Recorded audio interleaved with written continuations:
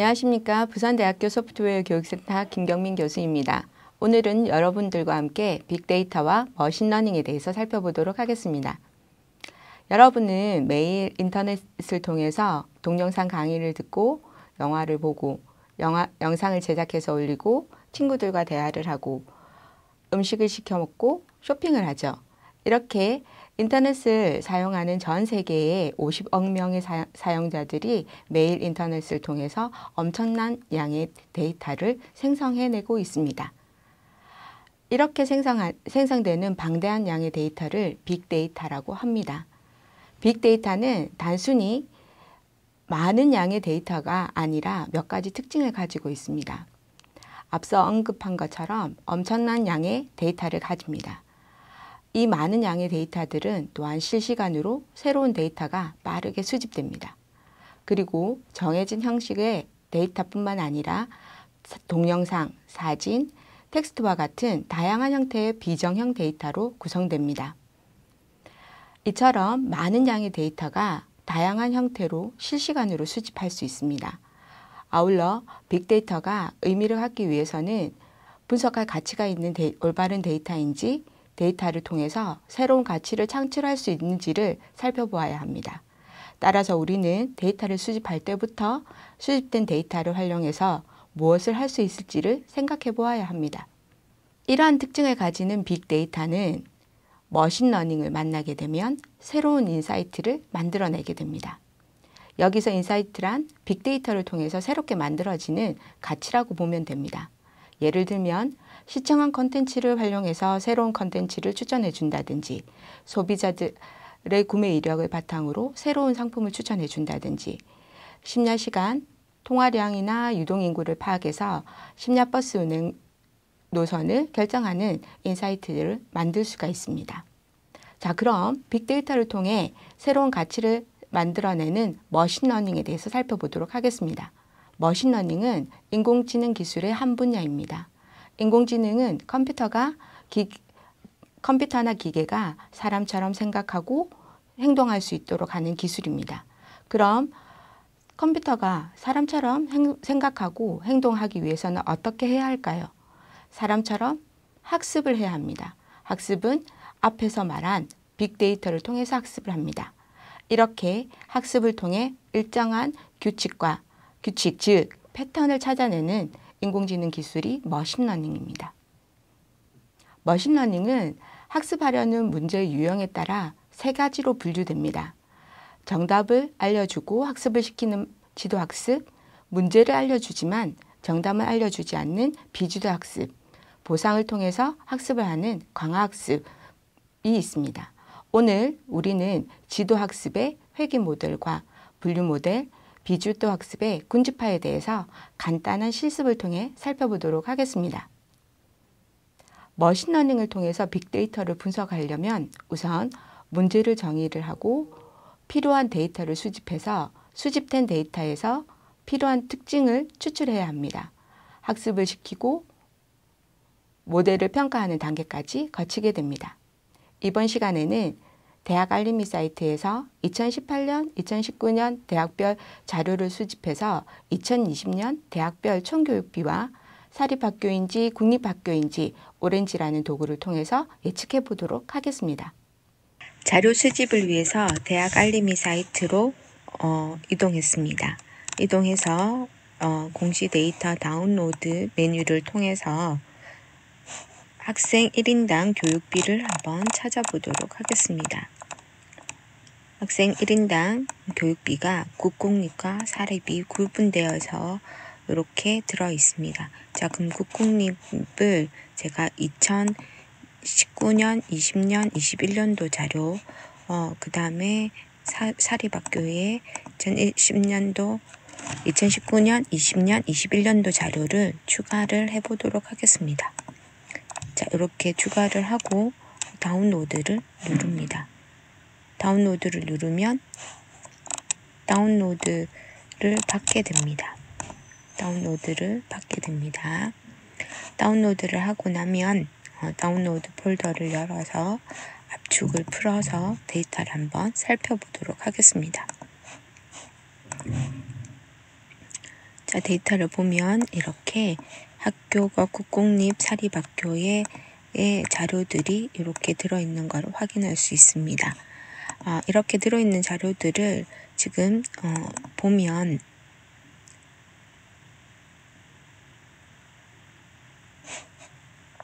이렇게 들어있는 거를 엑셀 자료로 들어있는 걸 확인할 수 있어요. 이것을 우리가 사용할 수 있도록 하나의 파일로 모으도록 하겠습니다. 연도별로 사립학교, 공립학교로 분리되어 있던 파일을 하나의 엑셀 파일로 이렇게 만들었습니다.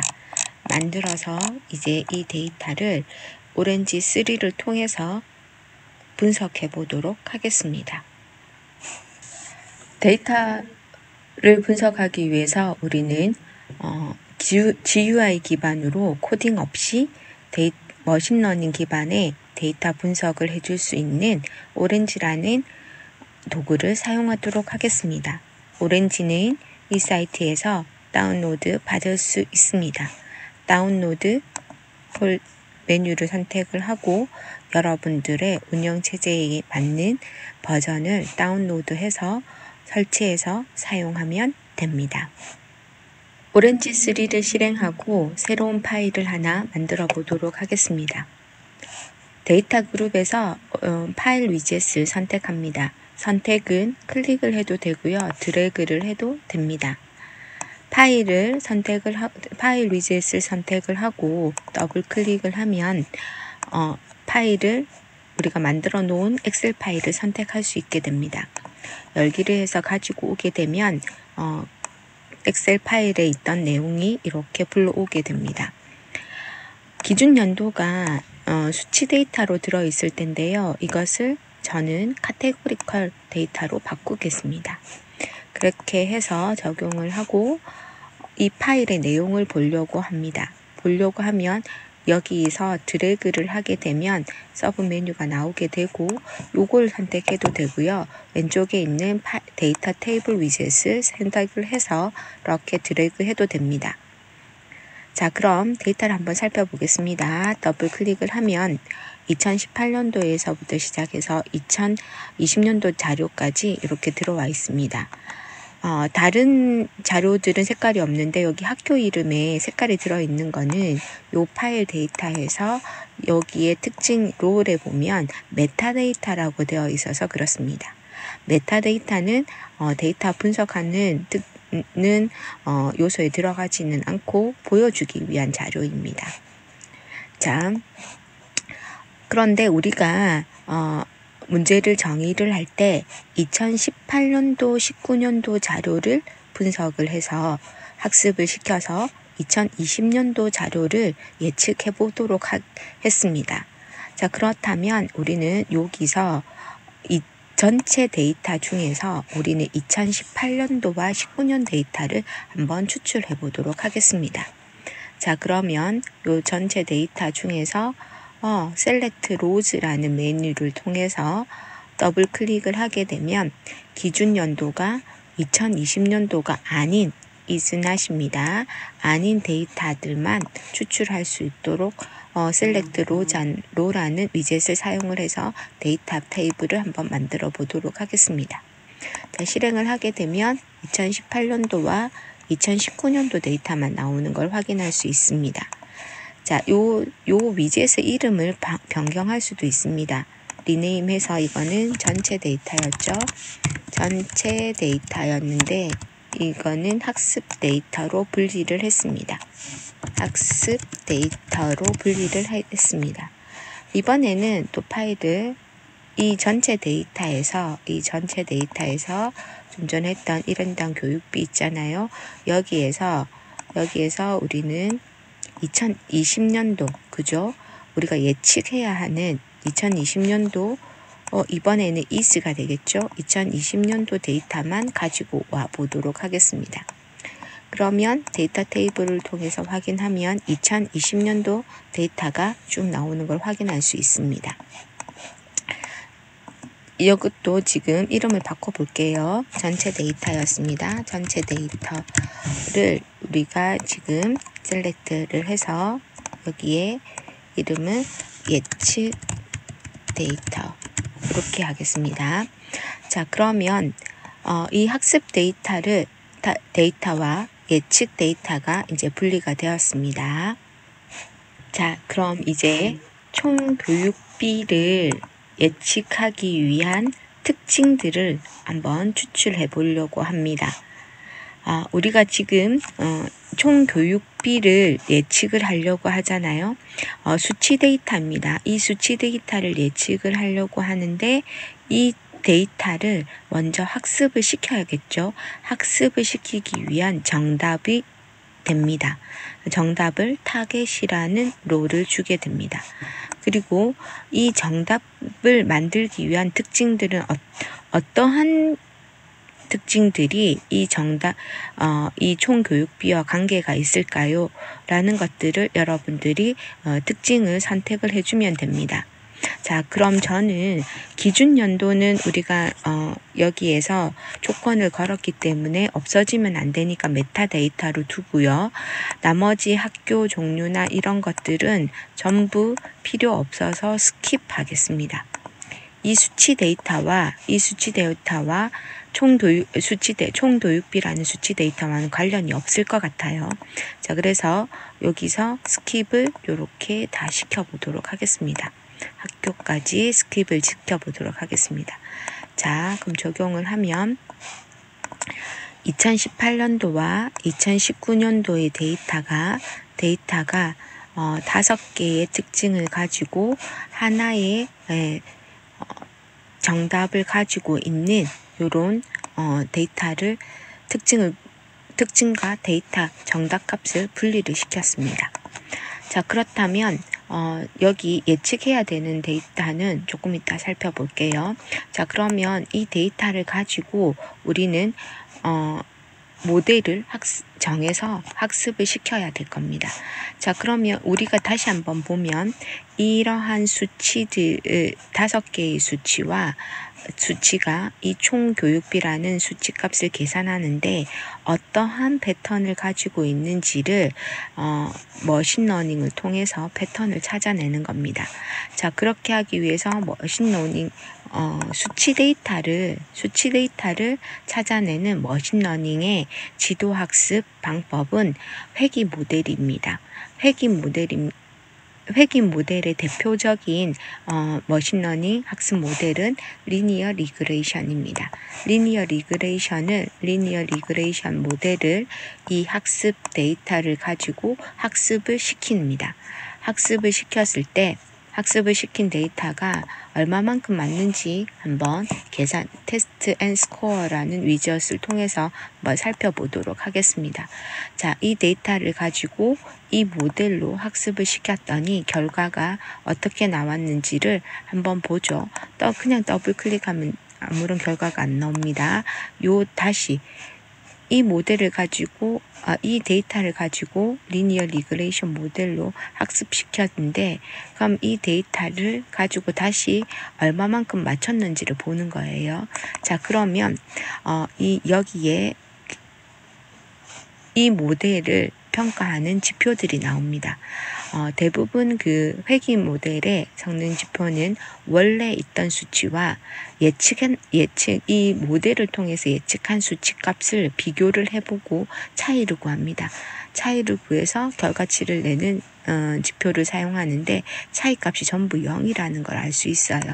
자, 그렇다면 테스트 앤 스코어 모델을 보면 여기에서 보면 요 데이터 총 교육비가 정답이었죠. 리니어 리그레이션 모델을 통해서 나온 값이 같다는 것을 알 수 있습니다.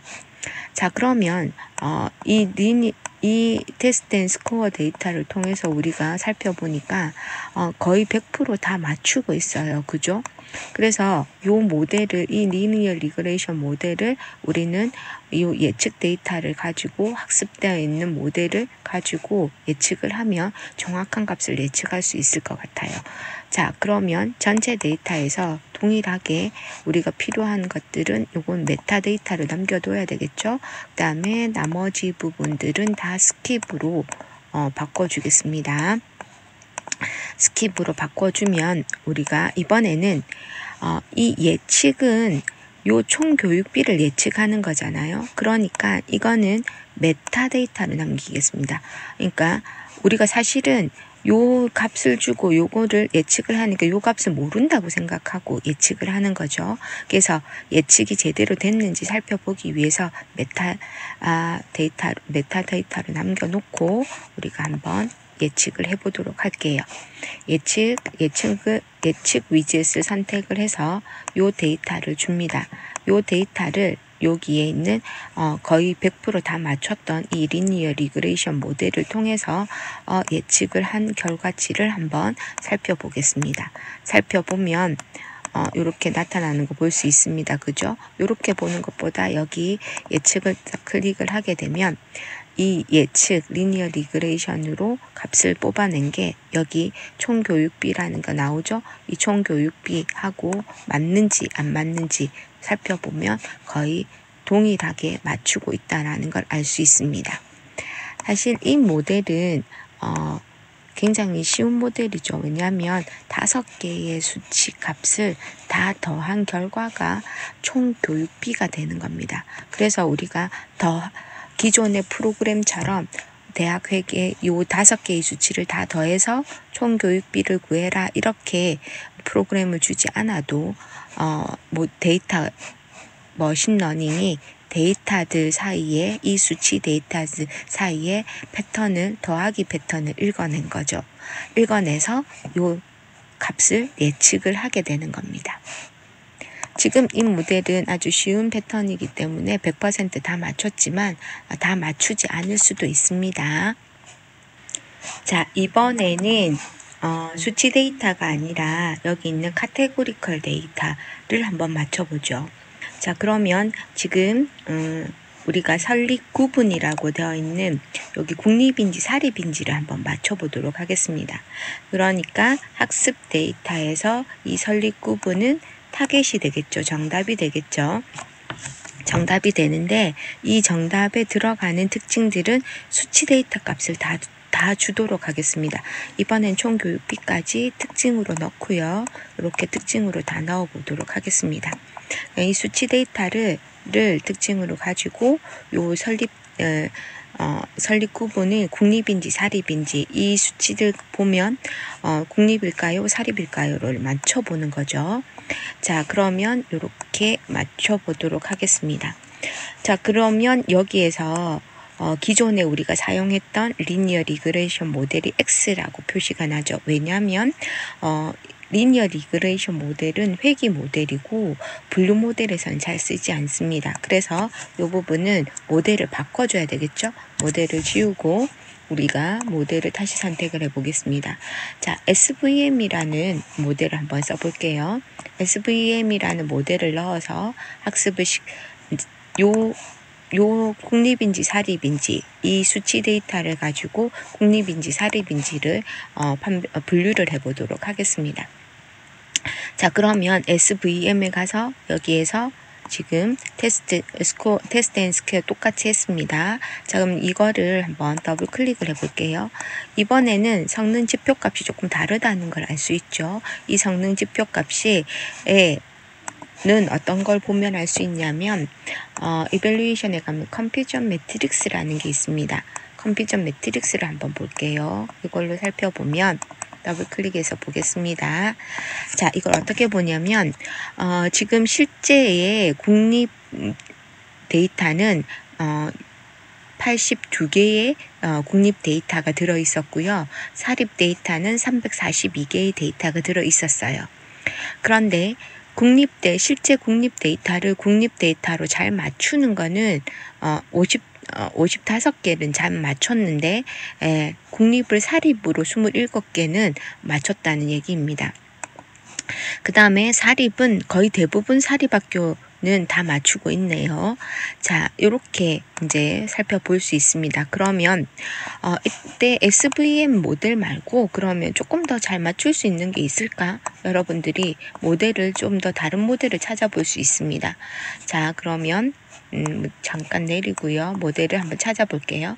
여기에 모델 중에서 이번에는 KNN 모델을 한번 써볼까요? 분류 모델에서 사용하는 KNN 모델을 한번 써보겠습니다. 써보니까 KNN 모델은 SVM은 이런 정도로 맞췄는데 KNN은 사립은 아까 SVM은 다 맞췄는데 KNN은 다 못 맞추고 있죠. 그 다음에 국립도 잘 못 맞추고 있습니다. 그렇다면 모델은 어떤 모델이 더 좋은 걸까요? KNN보다 SVM 모델을 사용하면 된다는 거죠. 여기에 모델들이 여러 가지가 있으니까 여러분들이 이렇게 랜덤 포레스트도 한번 해보겠습니다. 조금 내리면 됩니다. 자, 여기 랜덤 포레스트도 한번 이렇게 해보면, 자, 데이터 스코어 값을 보면 랜덤 포레스트 같은 경우에는 더 잘 맞추네요. 그죠? 국립과 사립, 국립은 한 개 빼고 다 맞췄어요. 사립은 다 맞추죠. 그렇다면 우리는 랜덤 포레스트 모델을 가지고 예측을 하는 게 좋을 것 같습니다. 자, 그래서 여러 가지 모델들이, 머신러닝 모델들이 있는데 이 모델들을 보고 어떤 게 더 잘 맞추는지를 살펴보면 됩니다.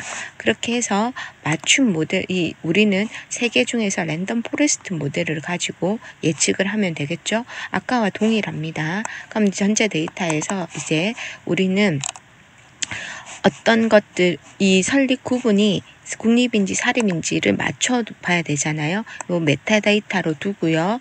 그 다음에 우리가 이제 똑같은 특징을 줄 거예요. 그러면 특징을 이렇게 수치 데이터는 특징으로 주겠습니다. 그리고 이렇게 메타데이터는 한번 남겨 넣어 볼까요? 그럼 이렇게 하고, 자, 실행을 해보겠습니다. 그러면 예측을 하기 위해서 우리는 제일 잘 맞았던 랜덤 포레스트 모델을 넣어 볼 거예요.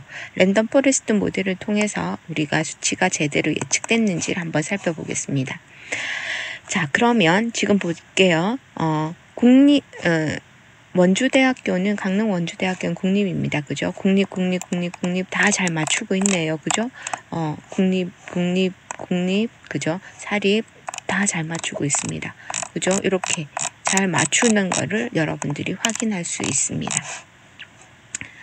그죠? 그러면 모델에 따라서 잘 맞추는 것도 있고 못 맞추는 것도 있습니다. 자, 예를 들면 여러분들이 랜덤 포레스트를 사용하지 않고요. 여기서 KNN 모델을 사용했다고 보죠.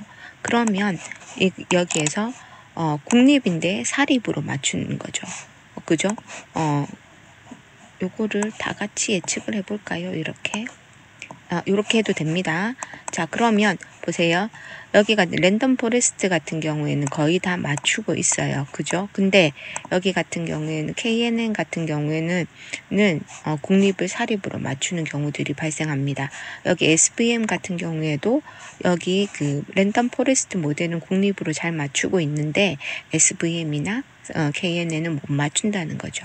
자, 그래서 모델 중에서 우리가 이 특징들을 잘 반영해서 예측을 잘 할 수 있는 이 두 개의 모델은 사용하지 않고 랜덤 포레스트 모델을 사용을 해서 우리는 예측을 할 수 있다라는 겁니다. 그죠? 자, 이번에는 비지도학습에 대해서 살펴볼게요. 비지도학습은 지도학습과 큰 차이점은 정답을 주지 않고 데이터를 가지고 어떤 특징들을 파악하는 데 사용을 합니다.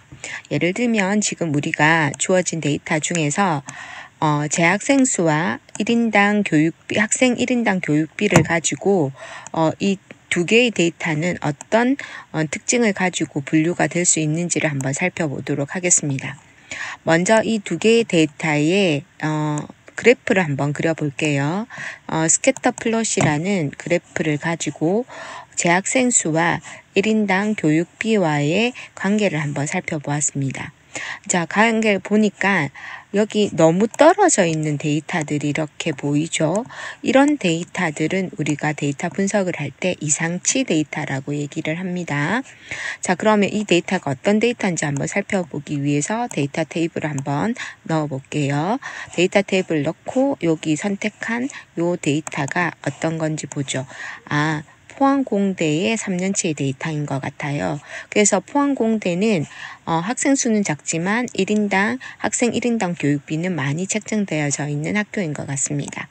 그 다음에 여기 데이터는 한국방송통신대학입니다. 방송통신대학은 학생 수는 많지만 1인당 교육비는 좀 작은 학교입니다. 자, 그래서 여기 있는 포항공대나 한국방송통신대학은 이상치 데이터라서 우리가 데이터를 제외하고 여기 몰려있는 데이터 있죠. 이 데이터들을 우리는 군집화해 보도록 하겠습니다.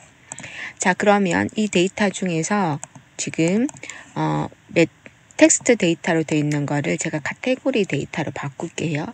바꾸고 여기에 셀렉트 로즈 해서 지금 학교에 방송통신대학이 아니고 포항공과대학이 아닌 학교들을 뽑아서 테이블로 보겠습니다.